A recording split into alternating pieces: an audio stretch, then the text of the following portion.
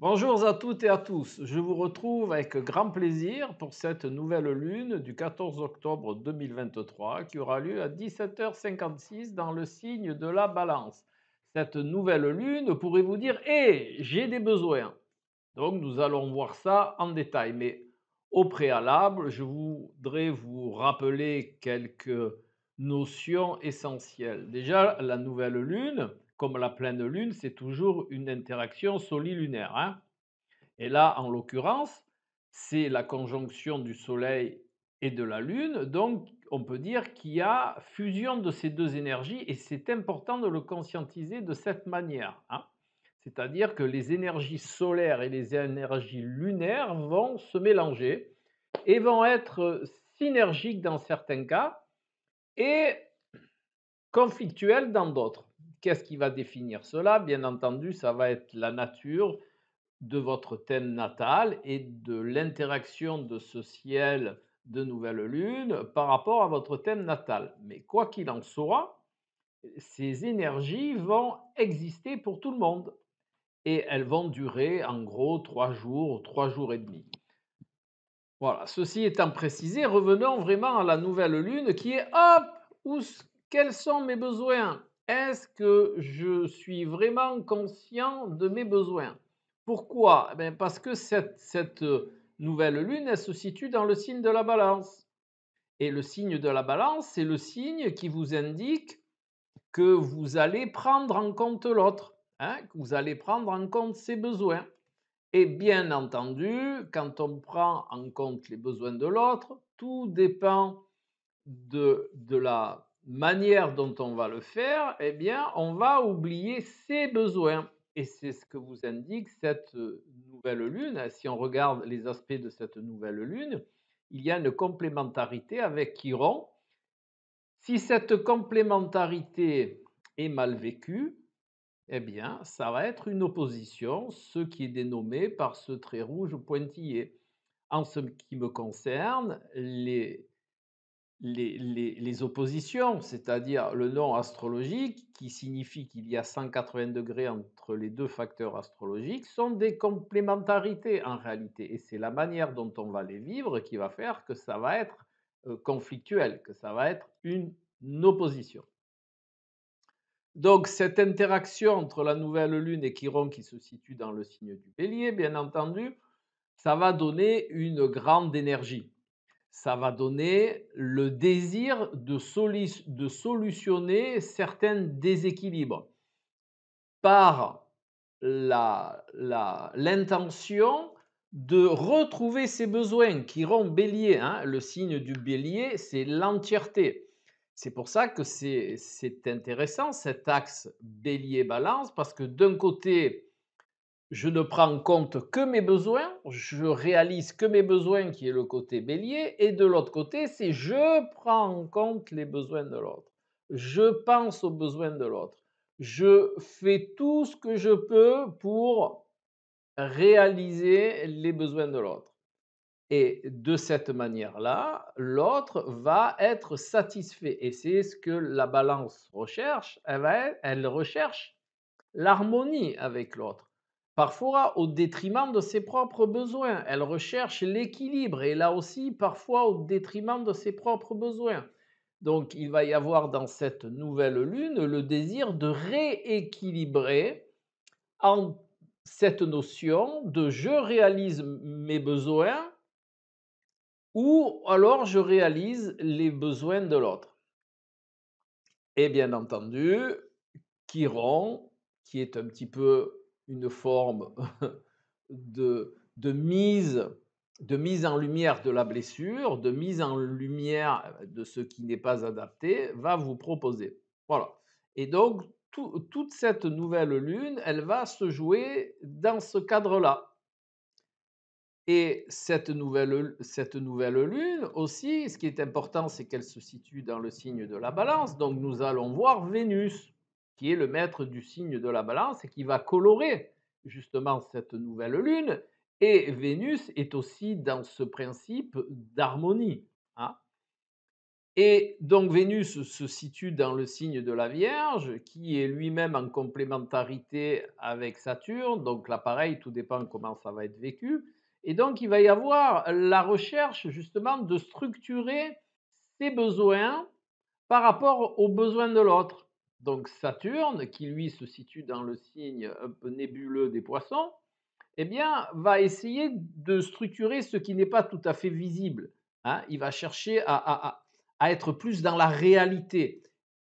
Et Saturne, lui, est en trigone avec Mars, donc il va y avoir vraiment ce désir, cette énergie qui va être très présente.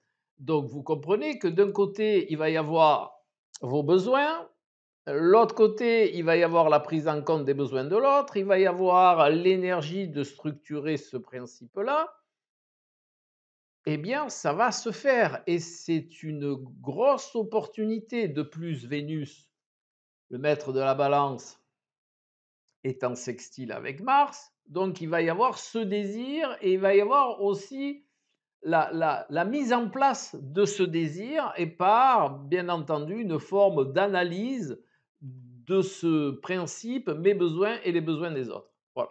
C'est ce qu'il est vraiment important de conscientiser dans cette nouvelle lune. De plus, Vénus est en trigone avec Jupiter qui se situe dans le signe du taureau et devinez qui est le maître du signe du taureau. Eh bien, c'est Vénus. Donc vraiment, il y a cette perception, ce désir de croître intérieurement par l'équilibre de ces deux perceptions. Et toute l'importance de cette nouvelle lune, elle est là. Vous avez besoin de croître intérieurement. Vous avez besoin de construire votre temple intérieur. Et cela ne va être possible qu'en ajoutant la pierre de l'équilibre entre vos besoins et les besoins de l'autre. Voilà. Et pour cela, bien entendu, la nouvelle lune, c'est une conjonction solilunaire, donc on va mêler les deux principes, hein. On va mêler la mise en lumière des besoins de l'autre, on va mêler aussi ce que je ressens des besoins de l'autre, et par tous les principes dont je vous ai parlé, Saturne, Vénus, Jupiter, Chiron, eh bien, on va équilibrer cela. Alors, comme à l'habitude, hein, je vais vous donner quelques stratégies, quelques conseils. En premier lieu, il va falloir faire preuve de reconnaître les choses dans la réalité, Saturne dans le signe des Poissons. De voir vraiment comment vous vous positionnez par rapport aux besoins de l'autre. Comment on fait cela? De la manière la plus simple. Vous regardez si vos besoins sont satisfaits dans votre relation à l'autre. Si dans la relation à l'autre, vous ressentez l'une de la frustration, de l'insatisfaction, cela va indiquer que l'équilibre entre ces deux pôles n'est pas, n'est pas de la meilleure qualité. À ce moment-là, eh bien, il va falloir satisfaire un peu plus vos besoins par rapport aux besoins de l'autre, hein. Tout est une notion d'équilibre. Et vous comprendrez peut-être mieux cette notion de complémentarité parce que Chiron va vous influer aussi le besoin, hein. Chiron se trouve dans le signe du bélier, donc c'est un signe entreprenant, énergétique. Donc Chiron va rentrer en jeu et il va vous dire, hé, regarde, tes besoins ne sont pas en rapport, tu ne prends pas assez en compte tes besoins et donc tu prends trop en compte les besoins de l'autre, hein. Et c'est dans toute cette perception-là qu'il va falloir œuvrer dans cette nouvelle lune. Et ce qui a aussi d'important, c'est que justement, quand vous allez rééquilibrer ces deux pôles-là, eh bien, vous allez vous sentir beaucoup mieux. Moins de frustration, moins d'insatisfaction, meilleure relation à l'autre. Regardez aussi que Mercure, eh bien, il est là. Mercure est en conjonction avec cette nouvelle lune, donc en conjonction avec le Soleil et la Lune en balance, donc il va y avoir là un discours adapté. Mercure en balance, il va y avoir un discours qui va pouvoir permettre de rentrer vraiment en discussion et de la discussion va pouvoir naître cette prise en compte de l'équilibre entre vos besoins et les besoins de l'autre. Et si vous remarquez bien, si vous avez bien suivi l'affaire, Mercure est dans le signe de la Balance et bien entendu, Vénus est le maître du signe de la Balance et Mercure se trouve en Balance. Donc il y a vraiment cette interaction aussi entre Mercure et Vénus qui va mettre en place un langage bienveillant, un langage d'ouverture, un langage de compréhension, mais là aussi, attention, ne pas prendre en compte que les arguments et votre analyse, elle doit tenir compte de vos besoins et pas uniquement des besoins de l'autre, hein. Donc Mercure va aussi pouvoir, par ce phénomène de dialogue, vous permettre de mieux vous positionner dans la communication, dans le relationnel avec l'autre. Voilà. Donc, vous voyez, c'est une nouvelle lune qui vous donne beaucoup d'opportunités. C'est une nouvelle lune qui va vous permettre de corriger beaucoup de choses. Et je pense qu'avec ces quelques conseils, elle va être très intéressante. Maintenant, comme à l'habitude, une petite réduction théosophique va nous permettre de trouver l'arcane du tarot de Marseille qui est en relation avec cette nouvelle lune. Eh bien, je vous le donne en mille. Allez, essayez de deviner. 3 secondes. 1, 2, 3. Voilà. Eh bien, si vous faites la réduction théosophique, si je ne me suis pas trompé, c'est l'arcane 13 du tarot de Marseille. L'arcane 13 étant l'arcane sans nom. Il n'y a rien marqué là, d'accord? Voilà. C'est pas l'arcane de la mort, entendons-nous bien. Alors, c'est vrai que dans le Rider-Waite, par exemple, il est marqué The Deed. Bon, alors, ma prononciation de l'anglais, je vous l'accorde, elle n'est pas toujours top. Voilà. Mais là, il n'y a pas marqué The Deed, hein, d'accord? Là, il n'y a rien marqué. C'est pour ça qu'on l'appelle l'arcane sans nom. Voilà. Alors, l'arcane sans nom, à quoi correspond-il? Eh bien, l'arcane sans nom, dans sa perception la plus subtile, c'est la transmutation. La transmutation n'est pas une transformation. La transformation, c'est un état A vers un état B, tout simple. La transmutation est plus subtile. La transmutation est un terme qui vient de l'alchimie et qui signifie je passe d'un état A à un état B totalement différent par un intermédiaire, par une étape intermédiaire. Et pour vous imager cela, pour que vous puissiez vraiment intégrer ce qu'est une transmutation, il y a un exemple dans la nature qui est tout à fait adapté. C'est la chenille et le papillon. Beaucoup de personnes pensent que la chenille se transforme en papillon. Eh bien, ce n'est pas tout à fait ça en réalité. La chenille, dans le cocon, va se dissoudre. Donc, dissolution. Hein, principe alchimique, dissolution. De cette dissolution, ça va créer, on peut dire, une soupe cellulaire. Et de cette soupe cellulaire va naître le papillon. Donc vous voyez, ce n'est pas une transformation, c'est une transmutation parce qu'il y a une étape intermédiaire. Voilà. Et ça, c'est très important. Ça, c'est la première chose. Maintenant, comment on reconnaît la transmutation symboliquement dans cet arcane du tarot de Marseille? Eh bien, tout simplement parce que dans cette carte, il y a un démembrement. Voilà. Alchimiquement parlant, tout symbole où il y a un démembrement est en rapport avec l'alchimie, avec la transmutation. Voilà. Voilà pourquoi on peut dire que cette carte symbolise la transmutation parce qu'il y a justement ces parties du corps qui sont éparses sur la carte. Voilà.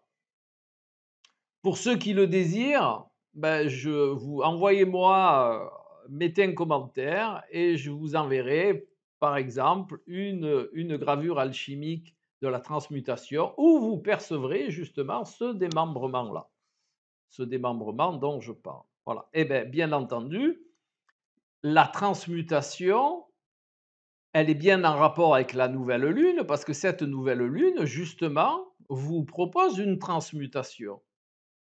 De passer de la prise en compte des besoins de l'autre à quelque chose de plus adapté qui va prendre en compte aussi vos besoins. D'accord? Et cette, pour revenir à la conjonction solilunaire, ben, justement, tout ça va être mis en lumière. Hein.